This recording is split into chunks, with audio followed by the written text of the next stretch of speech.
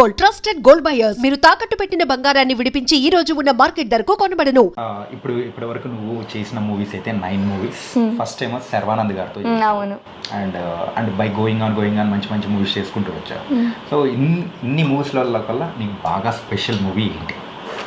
నా బాగా special movie అయితే రాజా సాబ్. ఏంటి రాజాసాబ్లో చేసావా? చేశారు. సో రాజా సాబ్లో it was a very unique character అనమాట. బట్ నేను బయటకైతే చెప్పండి, ఇప్పుడు సినిమా రిలీజ్ అయ్యాక మీరే చూడండి. కొంపదీసి భయపెడతావా బాధ పెడతావా? అది మీరే చూడండి సినిమాలో. కొంచెం లీక్ చేయొచ్చు కదా, అడగండి కాస్త.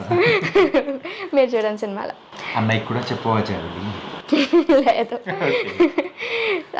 రాజా సాబ్ యాక్చువల్లీ ప్రభాస్ గారి సినిమాలో చేయడం అంటే చాలా గొప్ప విషయం. ఏ చైల్డ్ ఆర్టిస్ట్ కన్నా అది బిగ్గెస్ట్ డ్రీమ్ అనమాట. పాన్ ఇండియా మూవీ కాబట్టి. So that is one of my favourite movies.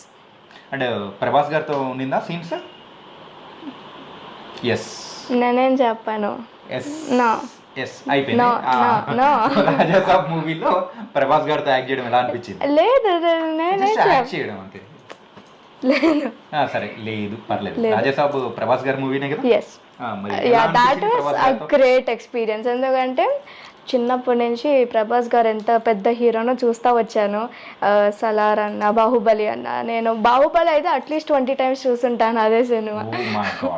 So నాకు చాలా ఇష్టం అన్నమాట. అండ్ నాకు రాజాసాబ్లో సెలెక్ట్ అయ్యాను అని కాల్ రావంగానే ఇంకా నాకు చాలా హ్యాపీనెస్ అయితే వచ్చింది. I was on cloud 9. So ఇంకా నెక్స్ట్ డే షూటింగ్కి వెళ్ళాను అండ్ ఇట్ వాజ్ ఆసమ్.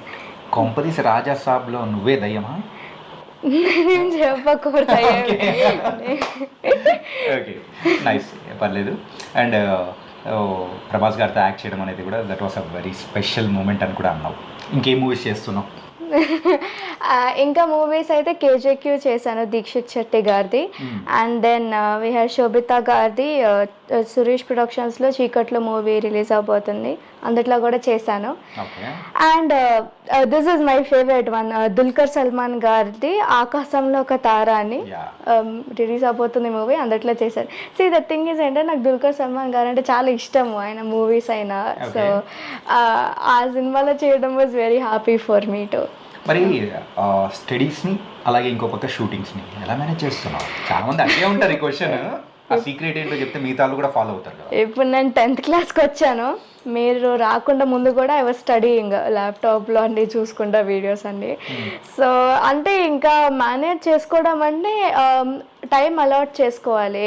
1 గంట దీనికోసం, 1 గంట దానికోసం అని. ఇదంతా నేను అమ్మని చూసి నేర్చుకున్నాను. అమ్మ కూడా ఇంట్లో పనులన్నీ హ్యాండిల్ చేసుకుంటా, ఆర్గనైజేషన్ వర్క్స్, అకాడమీ అన్నీ మేనేజ్ చేసుకుంటూ వచ్చింది కాబట్టి అలా చూస్తా నేను పెరిగాను.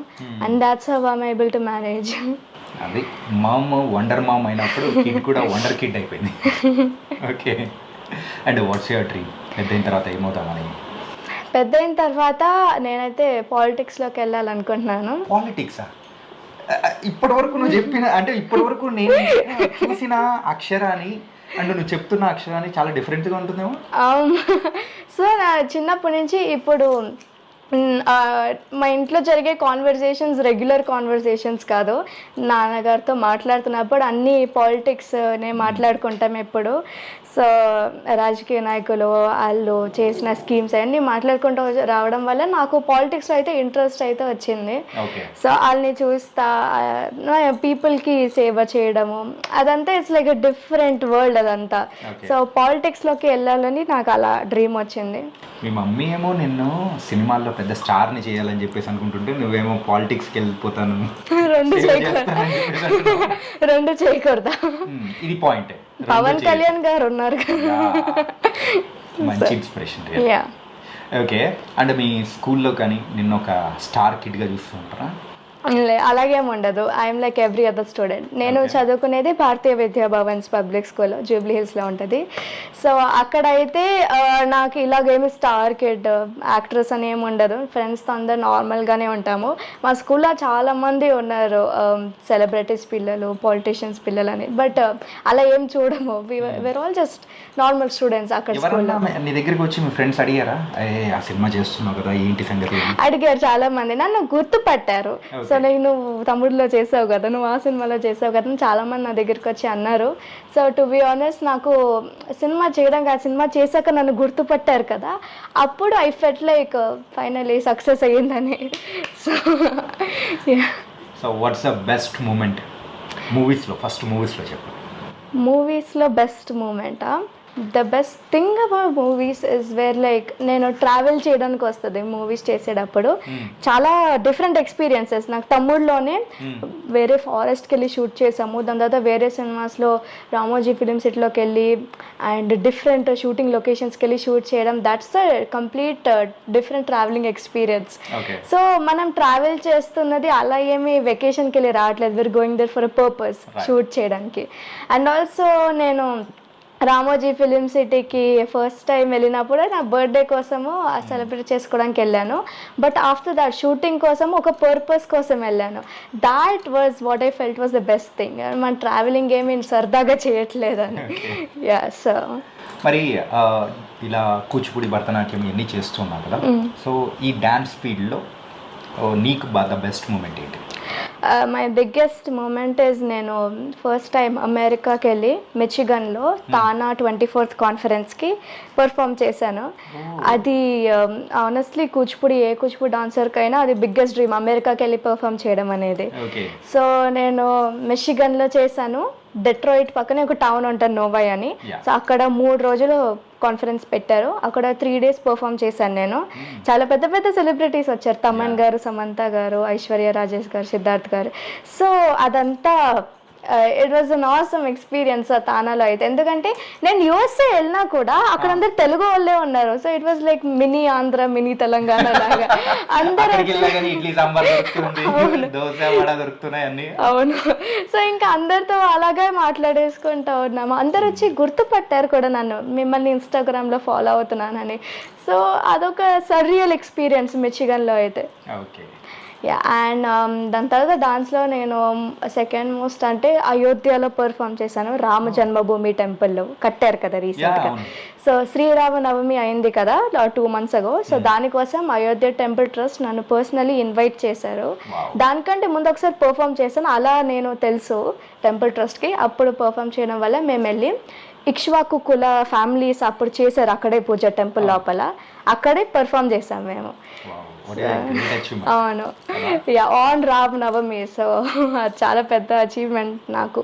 సూపర్. నీ డ్రీమ్ చెప్పావు అండ్ నువ్వేమవుదాం అనుకున్నావు కానీ, అండ్ ఇప్పటివరకు నువ్వు చేసింది కానీ ఎప్పుడు డౌన్ టు ఎర్త్ ఉండాలని చెప్పేసి ఎవరు నేర్పించారు నీకు అసలు? డౌన్ టు ఎర్త్ ఉండాలి అని అయితే మా స్కూల్ ప్రిన్సిపల్ ఉండేవాడు, రమాదేవి మ్యామ్. ఇప్పుడు డైరెక్టర్ అయ్యారు అన్ని భవన్స్ స్కూల్కి. సో అయితే రమాదేవి మ్యామ్ ఎప్పుడు చెప్తా ఉంటారు నాకు, you should always be down to earth. ఎంత పెద్ద పొజిషన్కి వచ్చినా ఎప్పుడు ఆరోగెన్స్ అనేది రాకూడదు, అందరు డౌన్ టు ఎర్త్ ఉండాలి. నేను అది మ్యామ్ దగ్గర నుంచి నేర్చుకున్నాను. ఎందుకంటే చాలా పెద్ద డైరెక్టర్ మ్యామ్, బట్ మా స్కూల్లో ప్రతి స్టూడెంట్ పేరు గుర్తుంచుకుంటారు. సో అక్కడ స్పెషాలిటీ ఆఫ్ ద టీచర్, అందుకే ద బెస్ట్ టీచర్ అవుతుంది. ఎగ్జాక్ట్లీ. నైస్ మా. అంటే నువ్వు ఇన్ని రికార్డ్స్ సాధిస్తూ వెళ్తున్నావు, everything is good, I'm very happy and your parents also happy. సరే, నీ హెల్త్ సీక్రెట్ ఏంటి? హెల్త్ సీక్రెట్లు ఏం లేదు, ఏదైనా తినేస్తుంటావా? ఏదైనా తినేస్తూ ఉంటాను. నిన్ననే బిర్యానీ తిన్నాను. ఏం హెల్త్ సీక్రెట్ ఏమి ఉండదు. అంటే ఇంకా చిన్నప్పటి నుంచి డైట్లు అని కూర్చుంటే మన will never enjoy the actual taste of life కదా, అండ్ ఫుడ్. సో అది కరెక్ట్, తిన్నది తింటానే ఉండాలి, బట్ బ్యాలెన్స్డ్ అయితే ఉండాలి, ఎక్కువ తినేయకూడదు. చాక్లెట్స్ ఎక్కువ తింటావా? తింటాను, అర్థమైపోతుంది. ఒక లిమిట్ అయితే ఉండాలి, ఎంతైనా తినచ్చు కానీ లిమిట్ ఉండాలి. ఓకే. అండ్ ఈ డ్యాన్స్ పర్ఫార్మెన్స్లలో నువ్వు ఇప్పటి వరకు హైయెస్ట్గా ప్రాక్టీస్ చేసింది అంటే డేలో ఎన్ని అవర్స్? ఒక 3 days ప్రాక్టీస్ చేసి ఉంటాను. అంటే పొద్దున్న 7 o'clock నుంచి రాత్రి 10 o'clock వరకు, and the next day morning same schedule. This was for my రంగ ప్రవేశం. సో చాలా పెద్ద పెద్ద గురువులు వచ్చారు నా పర్ఫార్మెన్స్ చూడడానికి. సో అందరు కూచిపూడి ట్రెడిషనల్ గురువుస్, తప్పు చేస్తే బాగోదు కాబట్టి బాగా ప్రాక్టీస్ చేసుకుంటూ వచ్చాను.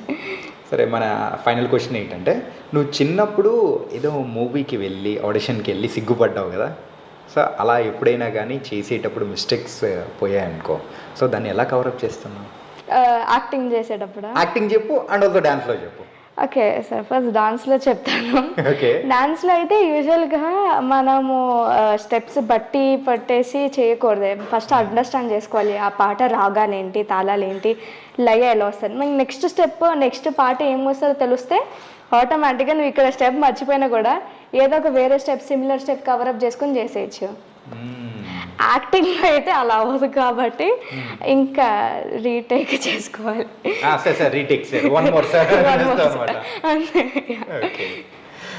నైస్ మా తనకైతే ఈ